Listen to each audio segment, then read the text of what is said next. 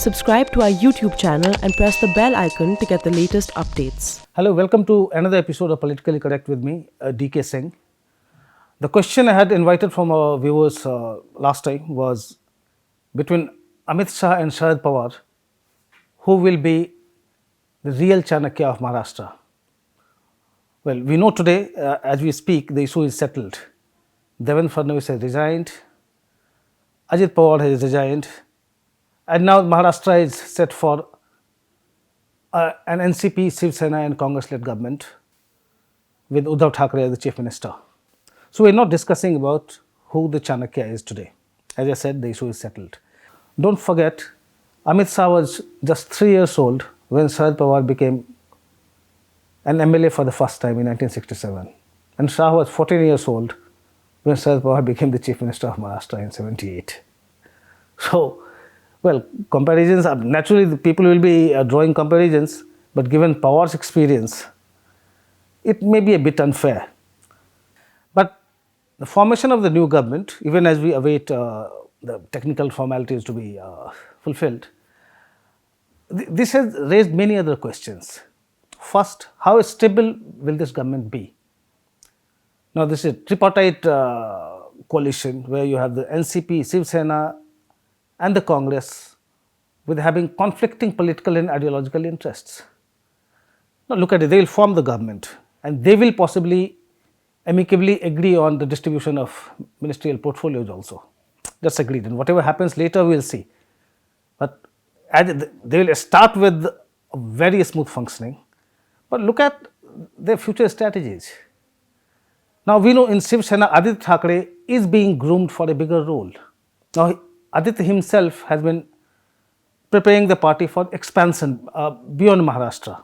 Within Maharashtra, Shiv Sena is limited to a few regions, in Konkan region, in Mumbai. That's about it. NCP is limited to Western Maharashtra. The Congress is all over, but its base is shrinking. So now that these parties have come to power, obviously each of them would like to use this stint in power to expand their turf. And there is bound to be a huge conflict over that. I'm not even talking about ideological interests. So how long will it survive? We don't know. I will not put my money on this. Let's wait and watch. The second question is, how will it impact the BJP? Now, it's a huge embarrassment, of course, and for more than anybody else, it's an embarrassment for BJP President Amit Shah. Look at his phenomenal rise. In 2014, after 2014 Lok Sabha elections, Narendra Modi called him the man of the match. And the man of the match he was. In 2014, in May 2014, the BJP was in power in just 7 states. He took the party to power in 19 states by early 2018. I mean, around that time, the BJP was governing about 2/3 of India's population. After that, we had assembly elections last December where the BJP lost 3 states, but still morale was very high. Now, Amit Shah is going to hang up his boots as the BJP president sometime in December. The process of election of the next president has started. So, for someone like Amit Shah, I mean, he would love to go on a high. Maharashtra is a big setback in those terms. Yes, of course, he has another opportunity to salvage his reputation, that is Jharkhand assembly election, whose results will be out on December 23. We don't know what happens then, but Raghubar Das government in Jharkhand has been unpopular, and Amit Shah will really have to pull some big tricks out of his hat to get him re-elected as Chief Minister.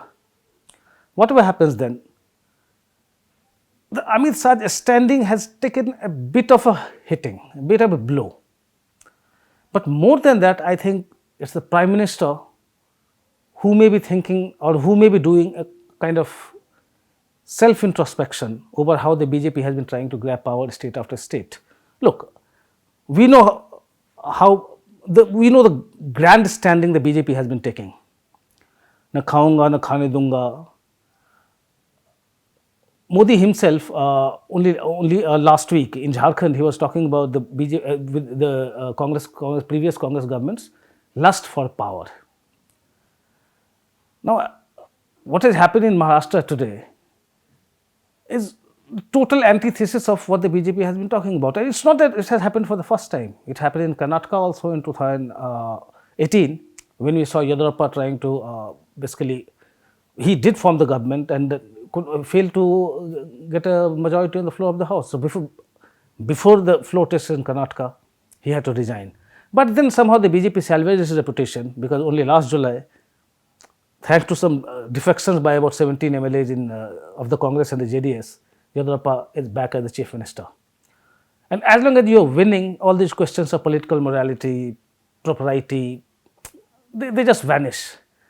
But today there will be many questions because Prime Minister's image will take a hit or has taken a hit, given how the constitutional offices were used to install Fadnavis government and given how within 2 days Fadnavis had to resign.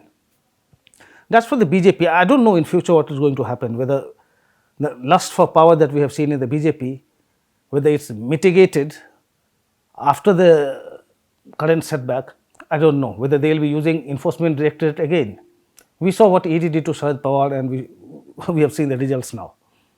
So whether these central agencies will be equally active in political issues or in fixing political problems, we don't know. We'll wait and watch. Now, away from the BJP, what is happening in the opposition camp?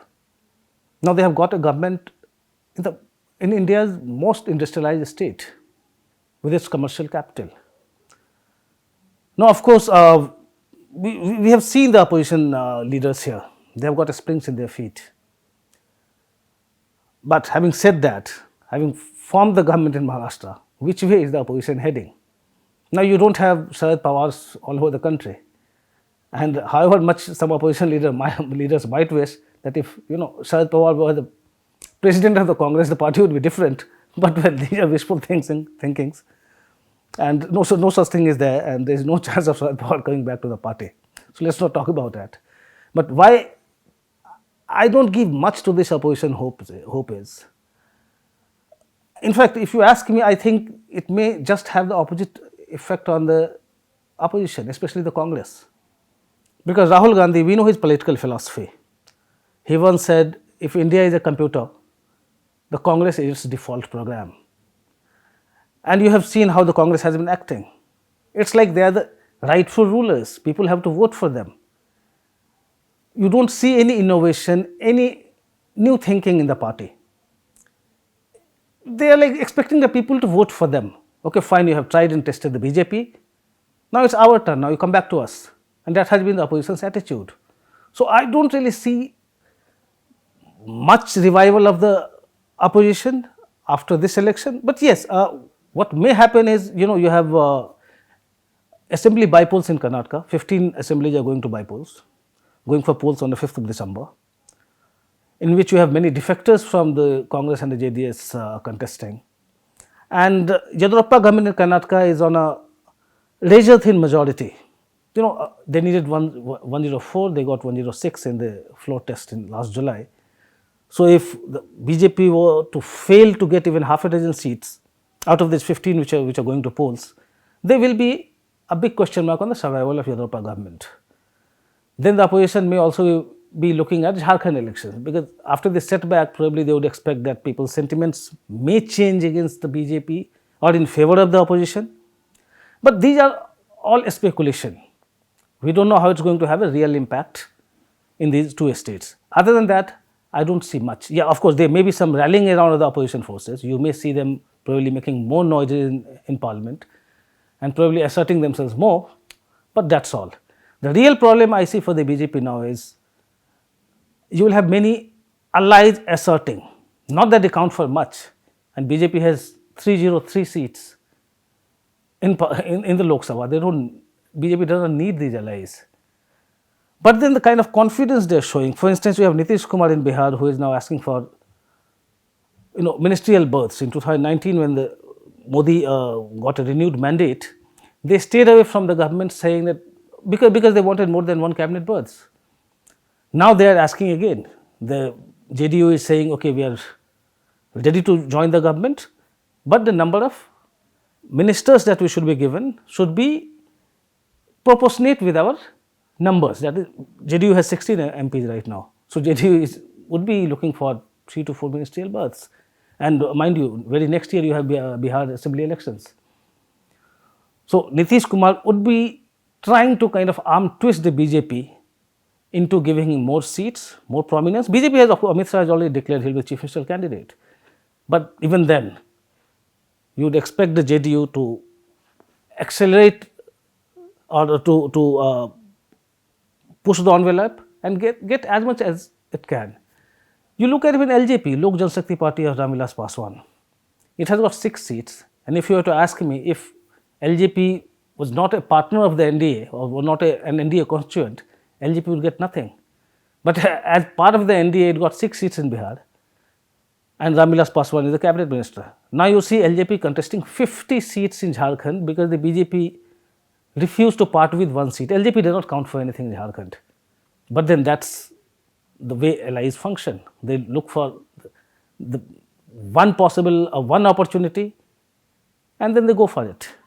So all these things are happening. Not that BJP has to bother much in terms of numbers. They're very stable, and don't forget, Modi government still has 4.5 years to go before it faces the next election. So there is no crisis as such.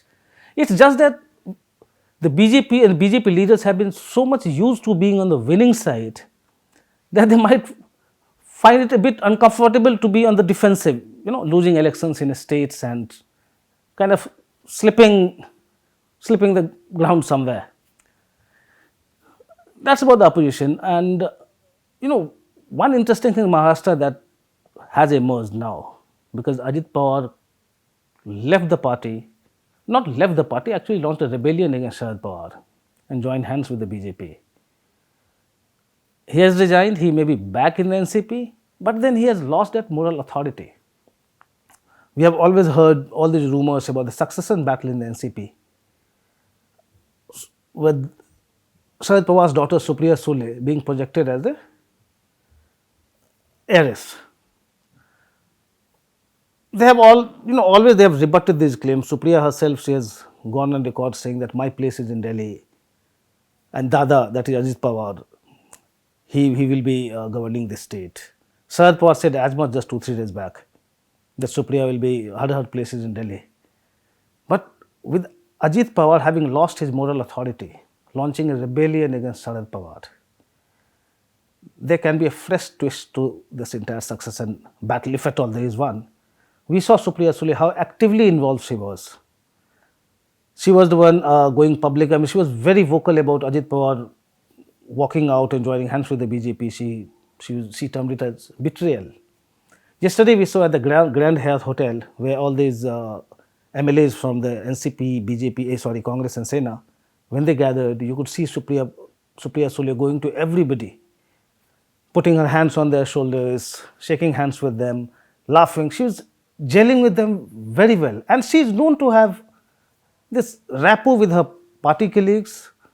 She has her friends across the political divide. I mean, if you see her in parliament, most of the time she is with opposition MPs. She is a very affable character who has a very good image in her party and outside. Because of Ajit Pawar, she had decided to stay in Delhi, leave the Maharashtra turf to her cousin. But now, in the light of what has happened, we don't know what is going to happen in the NCP in terms of succession battle. Again, we will wait and watch. I'll take some questions because I have invited questions about who is in the Chanakya of Maharashtra today. Well, things have changed now, but let's see, some questions might have become a bit outdated, but there are some questions which still hold true. So let's face them. Will NCP Sena alliance give Ajit Pawar the chief ministerial seat for 2.5 years for his comeback?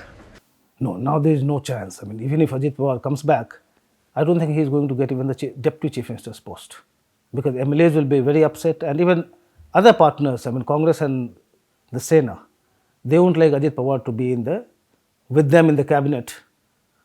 For somebody who has done this, I don't think even the NCP allies will be unforgiving this time. I don't see that happening. Hi, this is Adrian David. Are there chances of the Congress party losing its Muslim vote bank due to its newfound alliance with the Hindutva hardliner Shiv Sena? It's possible there may be a dent. But we have seen that dent happening for the last 3 decades. In Bihar, Congress barely has any hold on the minorities. Maybe it's a bit of it because total vote share Congress gets in Bihar is about 6 to 8%.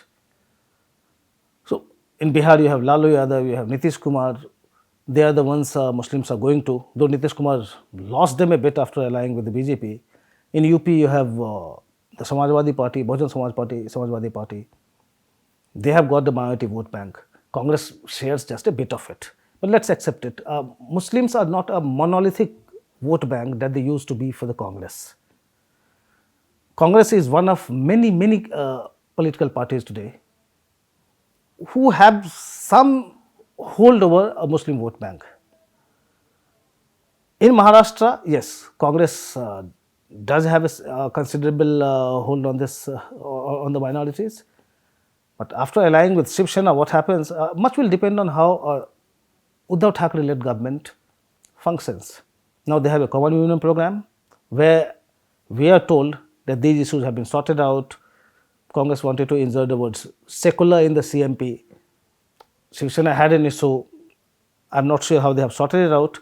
But all that brainstorming sessions that the Congress, NCP and Shiv Sena were having, we are given to understand that this thing has been sorted out. But bigger question is, will Shiv Senics change? They may not have reacted to what happened over the temple, but in future, how will they behave? We don't know. But under Aditya Thackeray, we are given to understand that Sena is trying to change. Sena does not want to be seen as a nativist party anymore. Sena wants to woo the middle classes in Mumbai. And all of you know in Maharashtra, it's not about Mumbai cars only or Maharashtrians or Marathas only. You have a considerable population of migrants there.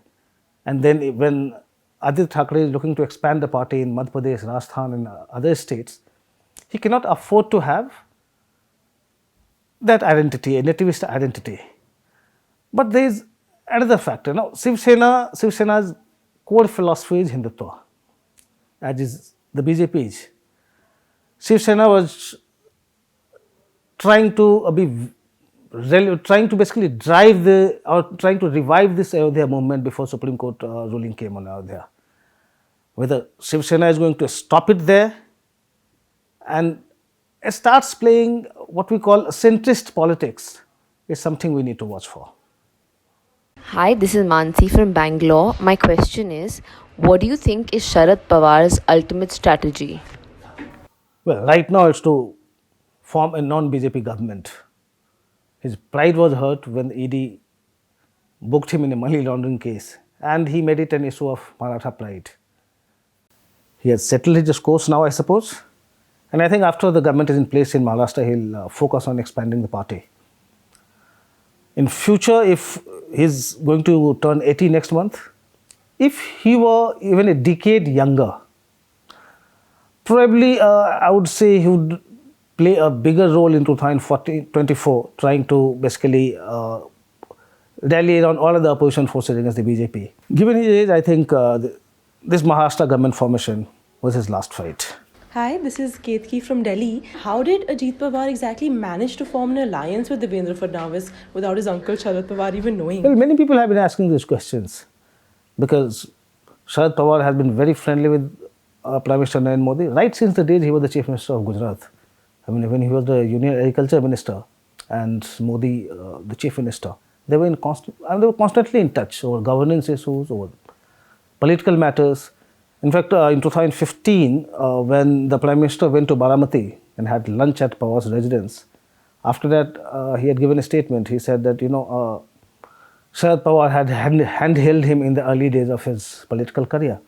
So they are very thick, and that could possibly be the reason there was so much of apprehension about Ajit Pawar moving out. People were thinking probably Sharad Pawar knew about it, but as we have seen in the past 2-3 days, there was no such thing. It was Ajit Pawar's own decision, And it was Sharad Pawar who actually managed to get all the NCP MLAs back and put the opposition front in a position to form the government tomorrow or whenever it happens. Is there a possibility that this government can be toppled midway? This is Hussain from Hyderabad. I won't really rule it out completely. We saw what happened in Karnataka. I was just mentioning when I started this episode that in 2018, Yadurappa had to go within 2 days because the BJP did not have the numbers on the floor. But in July this year, he managed the numbers. It may be still on the shaky ground, but BJP has the numbers today. BJP has its government in Karnataka. In Maharashtra, we have talked about inherent contradictions in this opposition front. We don't know. I mean, BJP leaders may be hoping for some kind of redo of what happened in Karnataka only last July. That's it from me in this episode of Politically Correct. Thank you very much. Keep listening and keep sending us your feedback and questions. Thank you.